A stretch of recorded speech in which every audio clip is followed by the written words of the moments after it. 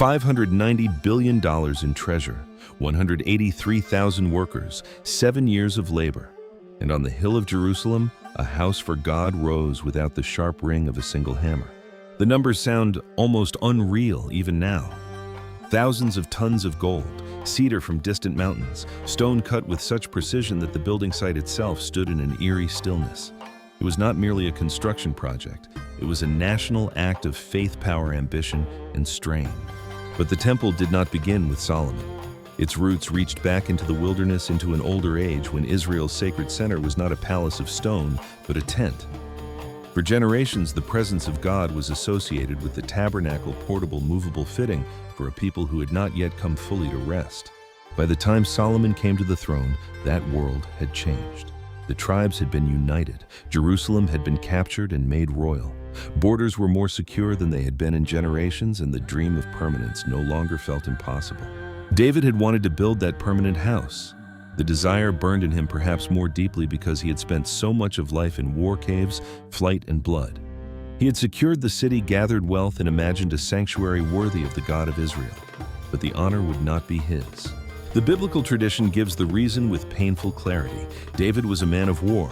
His reign had brought victory, but his hands had also been shaped by conflict, and the future temple was meant to speak another language. Not conquest, not survival, rest.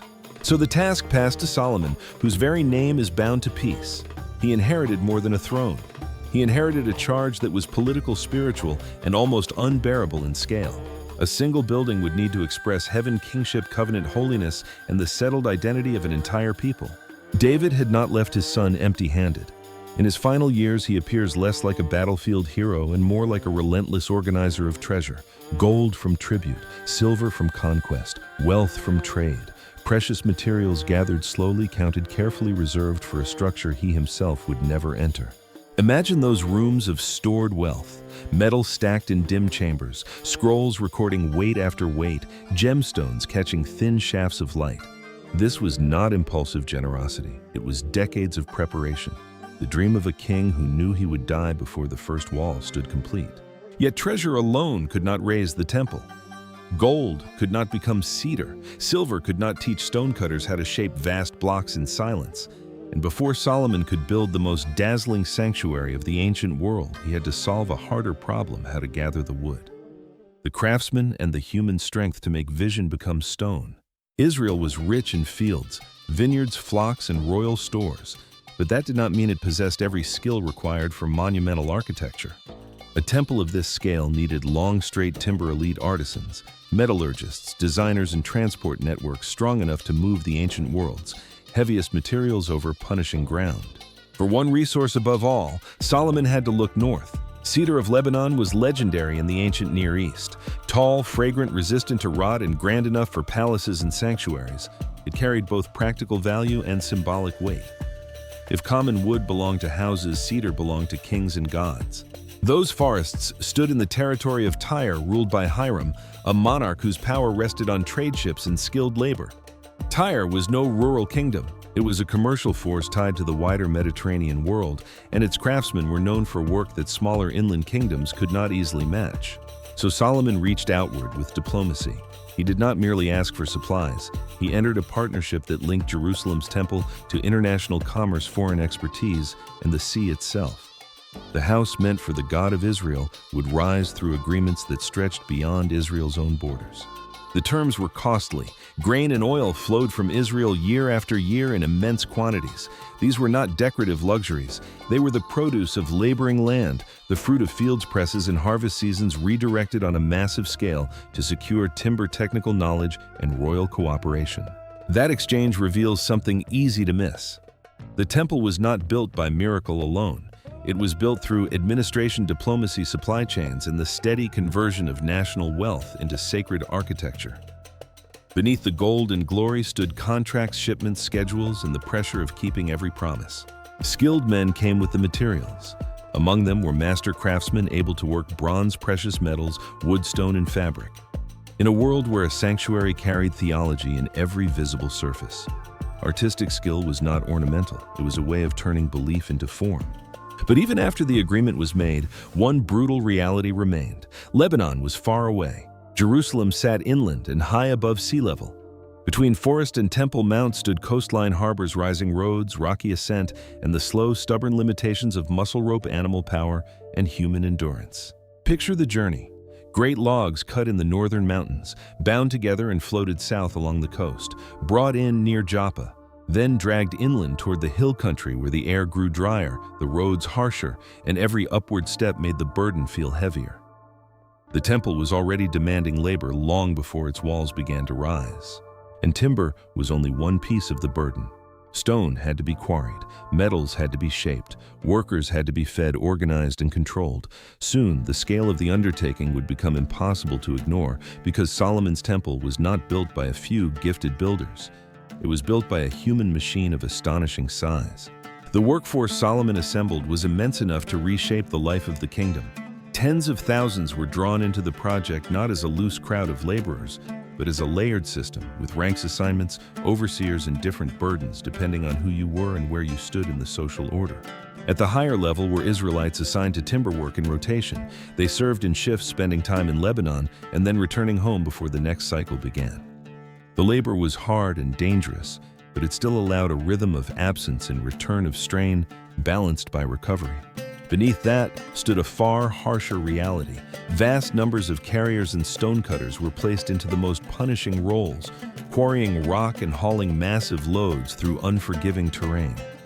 For many of them, there was no gentle rhythm, no humane pause, no quick return to normal life. The temple drew strength from bodies that could be worn down and replaced. Here the story darkens. The biblical memory of Solomon's greatness often shines with wisdom, wealth, and sacred splendor. But beneath the brilliance lay a labor system that pressed hardest on subject peoples. Descendants of conquered populations bore much of the heaviest work, and the sanctuary of peace rose through structures of compulsion. There is a hard irony in that. Israel's identity was rooted in the memory of bondage and deliverance, yet one of its holiest monuments depended in substantial measure on forced service. Scripture records the grandeur of the temple, but history also leaves us to feel the weight on the shoulders of those who lifted its stones. Try to imagine one of those carriers at dawn, dust already in the throat before the sun is fully up, a stone biting into the back or straining against ropes in blistered hands.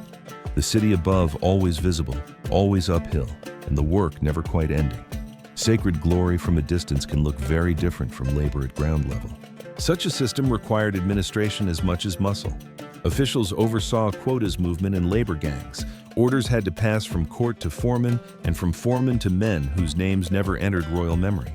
A project this large could not survive on inspiration alone. It depended on discipline pressure and an organized state. And organized pressure leaves a mark. Resentment can sleep for years beneath outward success. Men who see the system from inside remember what official records do not say. The temple unified the kingdom in one sense, yet the burden it imposed was already storing bitterness that would later erupt with force. This matters because the temple was not only a religious symbol, it was also a statement about the monarchy itself. To build on this scale was to announce that Jerusalem now stood among the great centers of the region, able to command labor direct resources and turn a king's vision into stone, cedar, bronze, and gold. So while the sanctuary was meant to honor God, it also revealed the cost of centralized power. The beauty of the finished structure would one day dazzle worshippers, but before any eye saw golden walls, another reality had already been written into its foundations. Exhaustion, inequality, and the silent memory of those who built what they might never truly share. And then there was the silence. On a project of this size, you would expect noise that rolled across the hills for miles, stones split by iron, hammers striking, men shouting over one another, the clatter of tools from dawn until dusk. But the temple site was remembered for something stranger, the absence of that sound. The biblical account says that the stones arrived already prepared. No hammer, no chisel, no iron tool was heard at the place where the house was assembled. That detail is so unusual that it changes the entire atmosphere of the project. The mount was not treated like an ordinary construction yard. It was treated like sacred ground before the structure was even complete. Part of the reasoning seems theological. In Israel's memory, iron easily belonged to weapons, and weapons belonged to bloodshed. The dwelling place of the God of peace was not to echo with the sounds of warlike tools. Even the process of building had to reflect the character of the space being made. That idea reaches back into older sacred logic. Altars in the biblical tradition were not to be aggressively shaped by iron in ways that suggested violence or human domination. Solomon seems to have extended that principle on a much larger scale. The temple was not only for worship after completion, its making itself had to feel set apart. But a command like that created an engineering challenge of astonishing difficulty. If no cutting or reshaping could happen on site, then every block had to arrive ready. Every measurement had to be settled beforehand. Every quarry team had to work with extraordinary accuracy because one serious error could disrupt an entire section of the building. This is where the temple becomes even more impressive. What stood on the mount was in one sense an assembly, but the real noise had been pushed elsewhere into the quarries, workshops, timber yards, and foundries. Jerusalem received finished pieces. The violence of making was hidden from the holy hill. Imagine the quarries in operation, torchlight flickering against pale stone, iron biting into rock in deep chambers where the air stayed cool and dust hung low. Men shaping blocks they might never see in place above. The temple was silent on the mount because its labor was displaced into darkness beyond the gaze of worshippers. That silence must have changed how the city experienced the project. Instead of a hill filled with chaotic noise, people would have seen walls rising with unnerving calm, courses of stone settling into place as if the building were appearing rather than being battered into existence. The effect was practical, but it was also psychological. Silence can signal reverence, but it can also conceal effort. What looked serene above ground had been paid for by thunder. Elsewhere, in exhausted muscles measured cuts, long transport, and countless acts of precision. The temple taught holiness through stillness, yet its stillness rested on labor that was anything but gentle. And beneath Jerusalem, the stone itself offered a clue to how such precision could be achieved. The builders were working with a material unusually suited to careful shaping, a pale local limestone that yielded under the tool while still underground, then hardened after exposure to air. That hidden property would help make possible one of the most disciplined building programs of the ancient world. Stone like that was a gift to skilled builders. While still in the earth, it could be cut with far less resistance than fully hardened rock, allowing teams to shape blocks with cleaner control. Once brought into open air, it gradually strengthened, turning prepared pieces into durable building material fit for a monumental sanctuary. This meant the quarry was not merely a source of raw stone. It was the first true stage of construction. Measurements had to be decided there. Surfaces had to be finished there. Edges had to align there. In a very real sense, large parts of the temple were born underground before they ever saw the sun above Jerusalem. The precision required is hard to overstate. Without modern instruments, without digital plans, without instant communication between distant teams, workers still had to produce pieces that would meet one another correctly once transported uphill.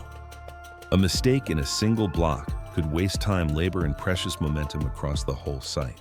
So somewhere behind the grandeur stood systems of proportion marking, supervision, and repeated checking. Ancient builders did not possess laser levels, but they were not crude. They knew how to work with line, plumb spacing, and sequence. The temple would demand every bit of that accumulated knowledge. Then there was the transport. A shaped block is easier to place than to carve on site, but it is also a burden that must survive the journey intact. Stones had to be moved from quarry to rise, from cutting ground to sacred hill, through paths where slope, weight, and friction turned every delivery into a test of planning and endurance. Now add the timber. Cedar beams from the north, cypress brought with them, carved wood destined to disappear beneath gold. Imagine the smell of it before the metal overlay, resinous and rich, carrying the scent of distant mountains into the dry air of Jerusalem. Even before the sanctuary gleamed, it must have smelled alive. The building itself was not enormous by modern standards, and that is one of the details that surprises many people. Its power did not come from sheer size alone. It came from concentration, from density of meaning, from costliness, packed into a carefully ordered sacred interior where every surface signaled value, order, and divine kingship. The structure drew on older sacred patterns while expanding them into royal magnificence. There were courts, thresholds, a larger holy space, and then the innermost chamber. Movement inward meant movement toward restriction, intensity, and mystery. The architecture taught theology with walls narrowing access and increasing holiness step by step. And everywhere, gold, not scattered lightly but layered over wood spread across surfaces used to transform interior space into something that no ordinary house, no village hall, no farmer's dwelling could ever resemble. In lamplight, it would have shimmered. In stronger light, it would have blazed. Wealth became atmosphere. Yet the closer we move toward the finished sanctuary, the more one question presses in. What exactly was all this splendor trying to say? Because the temple was not built just to impress the eye. Its measurements, materials, and inner rooms were meant to declare something about heaven, earth holiness, and the terrifying nearness of God. At the center of the temple vision was a paradox. The God of Israel was understood as greater than heaven itself, beyond containment, beyond confinement, beyond anything human hands could fully house. And yet this same God invited a place where his name would dwell, where prayer would rise, where covenant memory would be gathered into stone and ritual. That is why the temple was never meant to be a divine prison. It was not built because God needed shelter. It was built because people needed orientation. In a world of shifting loyalties, tribal memory, and political pressure, the sanctuary gave visible focus to invisible truth. It told Israel where to turn, where to gather, where to remember who they were. The outer movement of life and the inner movement of holiness met in its design. Crowds could gather in the courts, priests could move deeper in service, but the innermost room remained set apart in an almost frightening way. Nearness increased as access narrowed and architecture became a lesson in sacred boundaries. That most holy chamber was shaped as a cube, balanced and closed and set behind layers of approach. There, according to the tradition, stood the Ark of the Covenant beneath the overshadowing presence of great cherubim. It was the symbolic heart of the entire complex, the meeting point of memory law, kingship worship, and fear. Think of what the Ark carried in Israel's imagination. It was not merely an artifact from the past. It represented the covenant given in wilderness, the God who had led, judged, rescued, and spoken. To bring it into the temple was to connect Solomon's polished royal Jerusalem with the rough, dangerous story of a people once wandering between desert and promise. The cedar, the stone, the bronze, the gold, all of it ultimately converged on that moment. Without the Ark, the building would have been magnificent but incomplete. Without the divine presence, it would have been architecture only. The real purpose of the temple was not to stand empty and admired. It was to become inhabited in the only sense that truly mattered. This helps explain why so much care was invested in symbolism. Gold was not only wealth, it suggested radiance, glory, unearthly value. Carved forms of cherubim trees and open flowers did not merely decorate. They hinted at a world where creation, heaven, and sacred order met in concentrated form. In that sense, the temple was not simply a building in a city.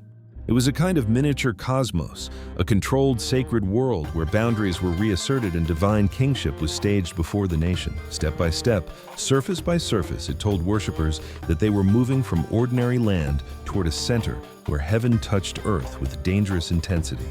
But even the most dazzling symbolism could not remove the tension built into the whole idea.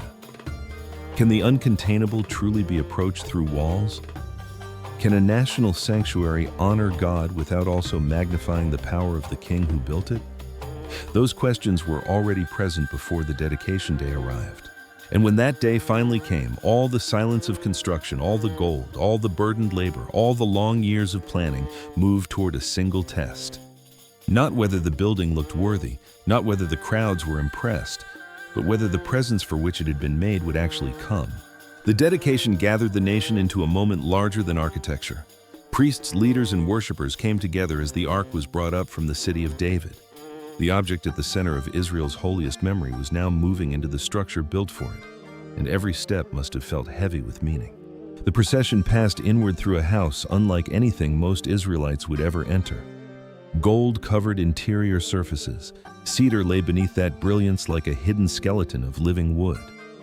Bronze carved forms and ordered spaces turned movement into ritual, and ritual into a public declaration that this place belonged to no ordinary use. Then the ark was set in the innermost chamber beneath the great cherubim. The priests withdrew, and according to the biblical account, the moment everyone had labored toward finally arrived. The house was filled with the cloud of divine glory so powerfully that the priests could not continue their service. Whatever language one uses for that event, its force in the story is unmistakable. The temple was accepted. The project had not ended in an empty shell. After 7 years of silence, transport, carving, planning, and sacrifice, the invisible reality for which the sanctuary existed had answered in visible form. Try to imagine how that would have struck the crowd. Men who had cut cedar in foreign mountains, men who had shaped stone in dark quarries, priests who had rehearsed sacred motions for years, rulers who had counted cost and prestige. In that instant, the temple ceased to be only a royal achievement and became in Israel's understanding a place marked by presence. Solomon himself responded with words of humility rather than triumph. The tension at the heart of the whole enterprise remained alive even at its greatest success. Can God really dwell on earth? If the heavens cannot contain him, how much less a house of cedar limestone and gold on a single hill in Jerusalem? That question gives the temple its depth. The building mattered, but not because it solved the mystery of God. It mattered because it concentrated longing, obedience, memory, sacrifice, and hope into one place. The house was not great because it contained God fully. It was great because it testified that human beings still reach upward even knowing their reach is limited. And yet the glow of dedication did not erase the price. The project had strained the kingdom. Trade obligations remained. Labor burdens had not vanished. Beneath the shining surface, resentment survived in households, work crews, and tribal memory. The temple displayed glory, but the road that led to glory had also planted fracture. Within a generation, that strain would help tear the kingdom apart. What looked like perfect achievement carried seeds of future division. And centuries later, the building itself would be destroyed, its gold and cedar unable to protect it from the violence of empire. The most magnificent house in Israelite history did not stand forever. That may be the final truth the temple leaves behind. Human beings build to honor God, to secure memory, to outlast death, to give form to meaning.